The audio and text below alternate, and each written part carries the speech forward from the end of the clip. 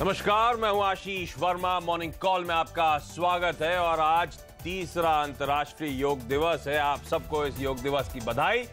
और प्रधानमंत्री मोदी लखनऊ में योग दिवस में पार्टिसिपेट करने के बाद वहां पे बोलते हुए एक बार सीधे रुक करेंगे वहां पर, उसके बाद आज की हेडलाइंस।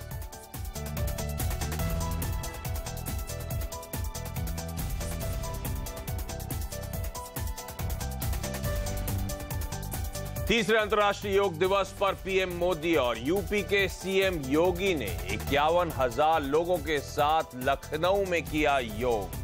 अहमदाबाद में बाबा रामदेव ने 5 लाख लोगों के साथ बनाया विश्व रिकॉर्ड। क्रूड 2% टूटने से अमेरिका में एनर्जी शेयर फिसले। डाउ रिकॉर्ड ऊंचाई से गिरा। एशिया की भी कमजोर शुरुआत। चीन के ए शेयरों को एमएससीआई इंडेक्स में शामिल करने का फैसला। एसजीएक्स निफ्टी पर दबाव। जीएसटी और आर्थिक सुधारों ने भरा विदेशी कंपनियों में जोश। 50 से ज्यादा ब्रांड्स भारत आने की तैयारी में। अगले 6 महीने में खुलेंगे 3,000 स्टोर। आज से भी की अहम बैठक। एनपीए से निपटने की रणनीति पर होगी चर्चा। लिस्टिंग के नियम आसान बनाने पर भी होगा विचार। आज से 23 जून तक खुलेगा जीटीपीएल हैथवे का आईपीओ। प्राइस बैंड 167 से 170 रुपए। एंकर इन्वेस्टर्स से 145 करोड़ से ज्यादा जुटाए। और सीडीएसएल के आईपीओ का आज आखिरी दिन। दूसरे दिन तक 7.5 गुना से ज्यादा भरा। एरिस लाइफ का आईपीओ करीब 3 गुना सब्सक्राइब होकर बंद।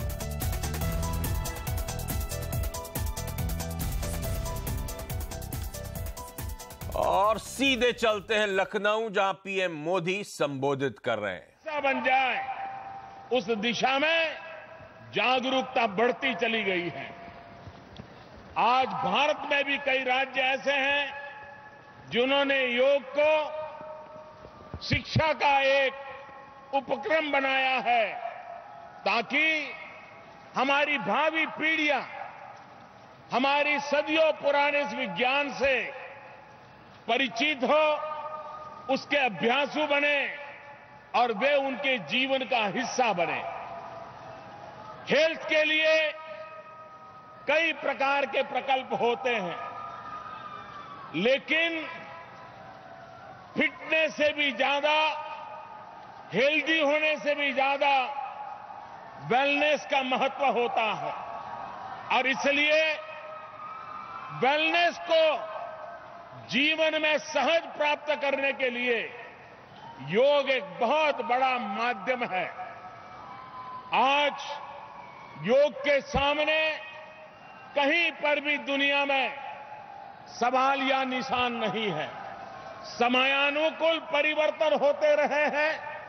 विश्व के भिन्न भिन्न समाज उसमें कुछ न कुछ जोड़ते रहे हैं। स्थल, काल, परिस्थिति के अनुकूल, आयु के अनुकूल योग में उत्तरोत्तर विकास होता रहा है। प्रधानमंत्री मोदी अंतर्राष्ट्रीय योगा दिवस, जो तीसरा अंतर्राष्ट्रीय योगा दिवस है, उसके उपलक्ष्य में लखनऊ में पार्टिसिपेट करते हुए सीएम योगी और 51,000 लोग उनके साथ योगा करते हुए आज सुबह सुबह। उसके बाद प्रधानमंत्री का ये भाषण। और 180 से ज्यादा मैं पढ़ रहा था, दुनिया भर में देश ऐसे हैं जो आज अंतर्राष्ट्रीय योगा दिवस सेलिब्रेट कर रहे हैं। तो अक्रॉस द ग्लोब अब योगा फीवर कैचअप करता हुआ। लेकिन चलिए, बुधवार की सुबह है। सबसे पहले आपके लिए आज के बाजार के संकेत आएंगे। एसजीएक्स निफ्टी दबाव के साथ शुरुआत होने के इंडिकेशन, ऑलमोस्ट अब 0.5% की कमजोरी है। जब बुलेटिन की मैं शुरुआत कर रहा था तो 1/3% का दबाव था, तो प्रेशर बढ़ता हुआ आपको नजर आएगा। और यूएस मार्केट्स में हालांकि रिकॉर्ड स्तरों से थोड़े से ठंडे पड़ते हुए अमेरिकी बाजार नजर आएंगे। अमेरिका के मार्केट्स आपकी स्क्रीन पर 1/4 से ऑलमोस्ट 3/4% का दबाव था।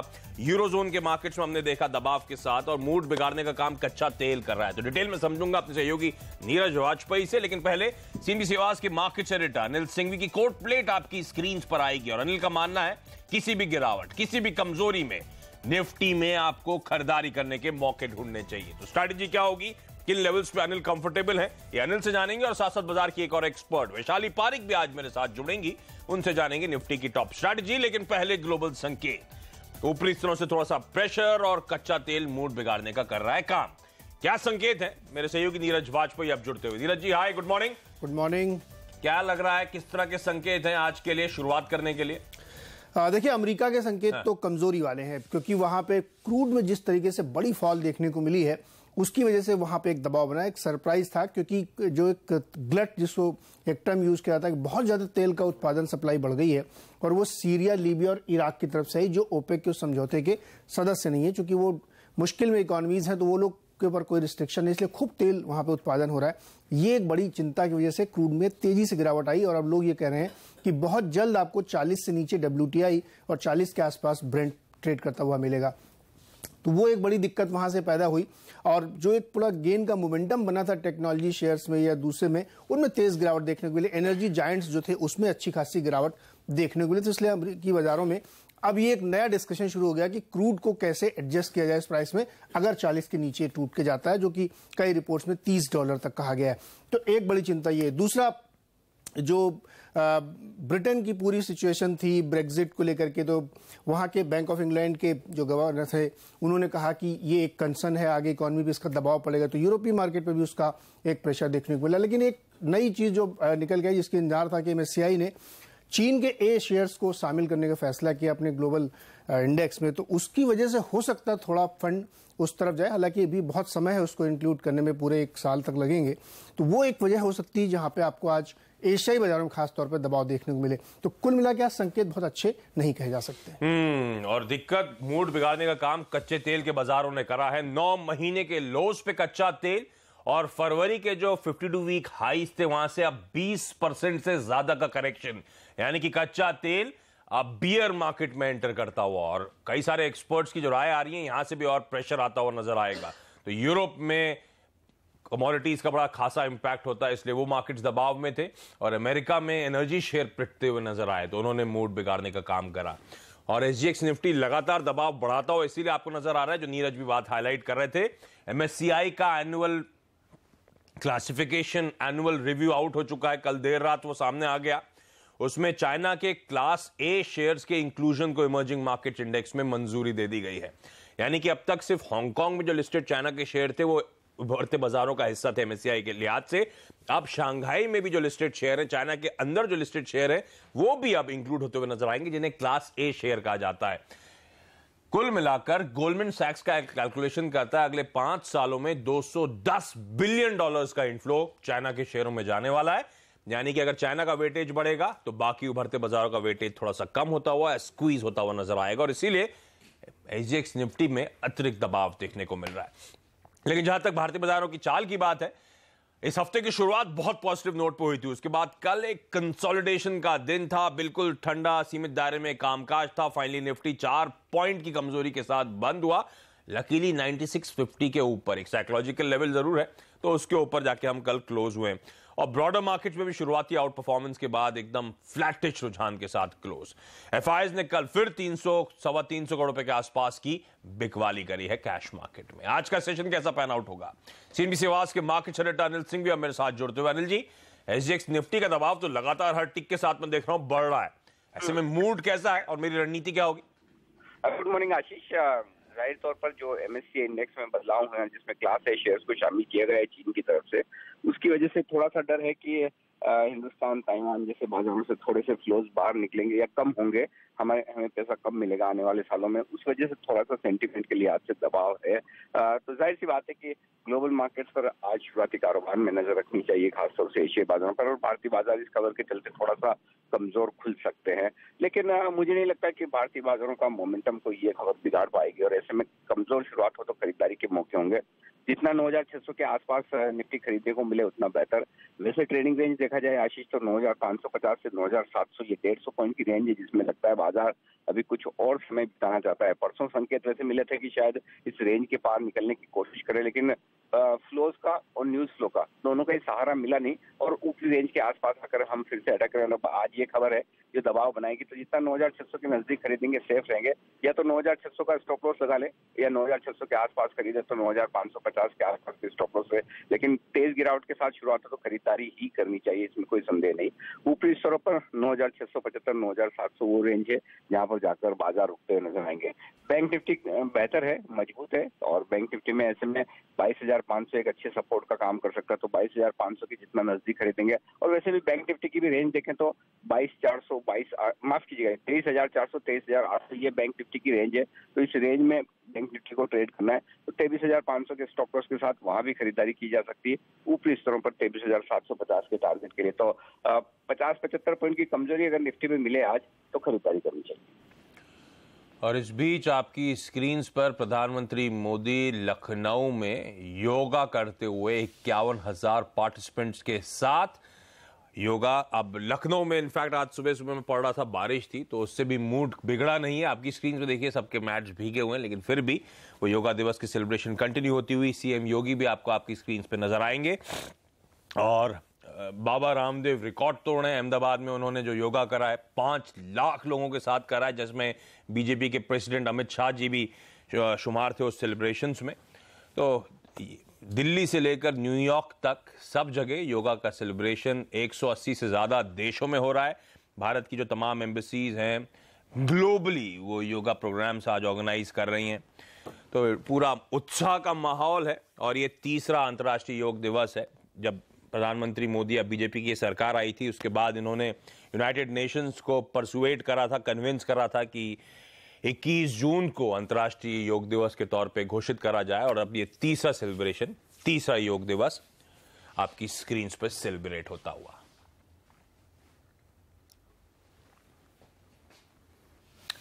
तो अनिल कह रहे हैं गिरावट में आज खरीदारी करने के मौके होंगे। बाजार पे एक और एक्सपर्ट प्रभुदास लीलाधर की वैशाली पारेख अब मेरे साथ जुड़ती हुई। वैशाली हाय, गुड मॉर्निंग। आपकी चार्ट की रीडिंग क्या कहती है? आप अपने क्लाइंट्स को क्या सजेस्ट कर रही हैं मैम?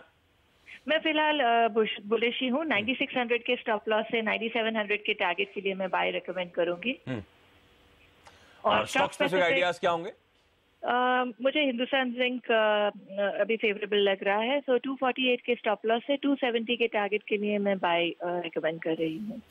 ओके मैम, धन्यवाद आपका। और आपने योगा करा सुबह सुबह मैम? कर रही हूँ।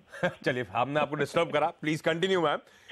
निफ्टी में खरीदारी करने के मौके 9,600 के स्टॉप के साथ 9,700 के लक्ष्य के लिए अप्रोच करें। और हिंदुस्तान जिंक खरीदारी करने के मौके होंगे वैशाली के लिए आज से 270 रुपए के टारगेट्स के लिए। बाकी की कॉल्स अब आपकी स्क्रीन पर आएंगी। वो योग दिवस के विजुअल्स हम लगातार आपके लिए लेकर आ रहे हैं सीधे लखनऊ से। लेकिन चलिए, ट्रेडिंग स्ट्रैटेजीज अब आपकी स्क्रीन पे आनी चाहिए। वैशाली के पिक्स के बाद simibomik.com का मानना है NIIT खरीदारी करने के मौके ढूंढे। इसमें 90 रुपए 50 पैसे का स्टॉप और 95, उसके बाद 97 तक के टारगेट्स के लिए अप्रोच करें। इसके अलावा मनीष हाथीरमानी जी का मानना है कि PNB बेचना चाहिए। 149 का स्टॉप लगाएं 135 के लक्ष्य के लिए। और malkansview.com का मानना है अपोलो टायर्स खरीदारी करने के आज मौके ढूंढें। 255 रुपए का स्टॉप लगाएं 275 के लक्ष्य के लिए। और प्राइमरी मार्केट्स में एक्शन कंटिन्यू होता हुआ। कल एरिस लाइफ साइंसेज का IPO बंद हुआ, आज CDSL का IPO बंद होने जा रहा है। और उसी के साथ एक IPO आज खुलेगा। ये IPO जो खुलने वाला है वो है digital cable company HPTL Hathway. Price band है 167 से 170 रुपीज का। एंकर इन्वेस्टर्स से कंपनी ने 145 करोड़ रुपए कल देर रात अनाउंस करा कि इन्होंने जुटा लिए हैं।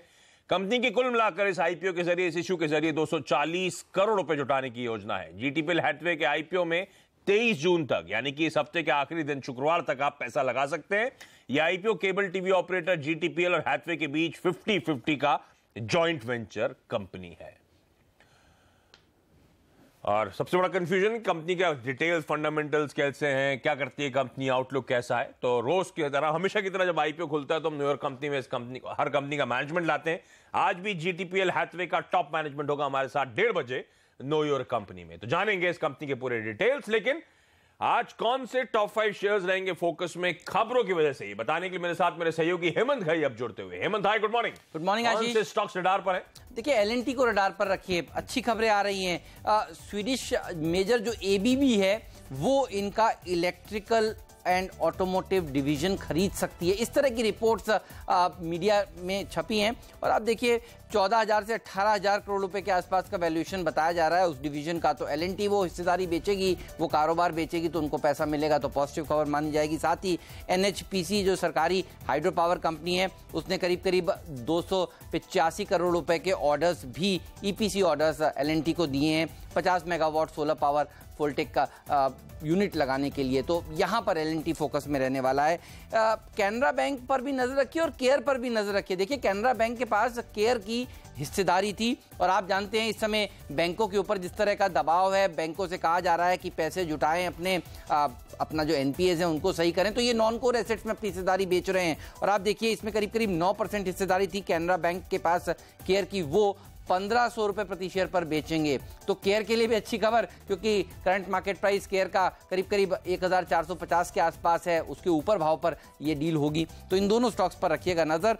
थॉमस कुक की एक सब्सिडरी है ट्रैवल कॉर्प इंडिया और इन्होंने 49% हिस्सेदारी TCI गो वेकेशन इंडिया प्राइवेट लिमिटेड में खरीदारी की है। तो ये एक अच्छी खबर कि थॉमस कुक भारत की कंपनियों को और खरीदकर अपनी पैठ मजबूत कर रहा है। साथ ही नजर रखिएगा किर्लोस्कर इंजन ऑयल्स पर, इन्होंने भी एक कंपनी का अधिग्रहण किया है। हालांकि कितने में खरीदी है ये कंपनी ये इन्होंने नहीं बताया है, लेकिन इन्होंने एक्विजिशन किया है, तो इस स्टॉक पर रहेगी नजर।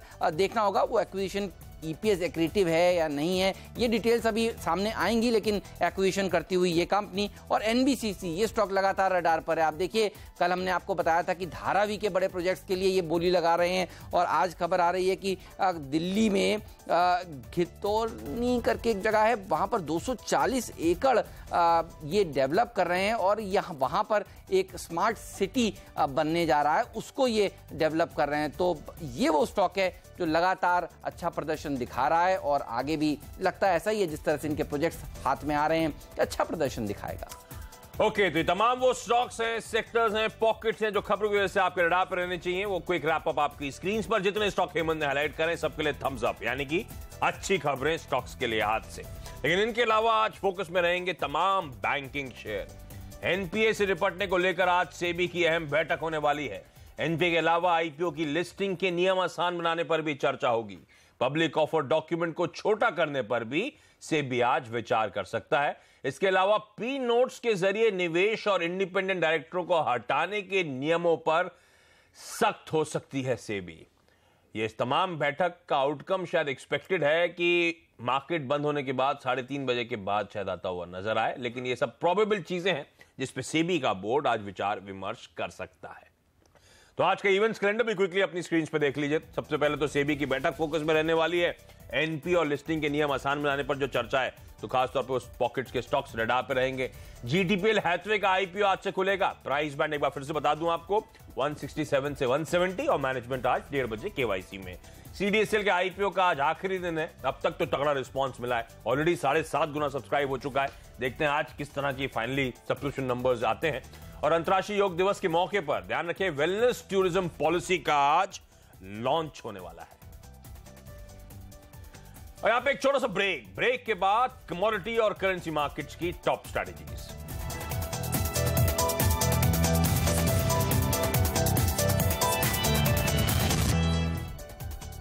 और कमोडिटी और currency strategies Kunwar ji group के रवि देवरा साहब की आपकी स्क्रीन पर आएंगी। रुपया खरीदे 6480 का टारगेट, यानी कि आज कमजोर होगा। चांदी खरीद के चलें 38480 के लक्ष्य के लिए और जिंक में खरीदारी करने के मौके ढूंढने 167 के टारगेट्स के लिए। लेकिन यहां पे एक छोटा सा ब्रेक के बाद ब्रोकरेज हाउसेस के रडार पर क्या है ये बताऊंगा।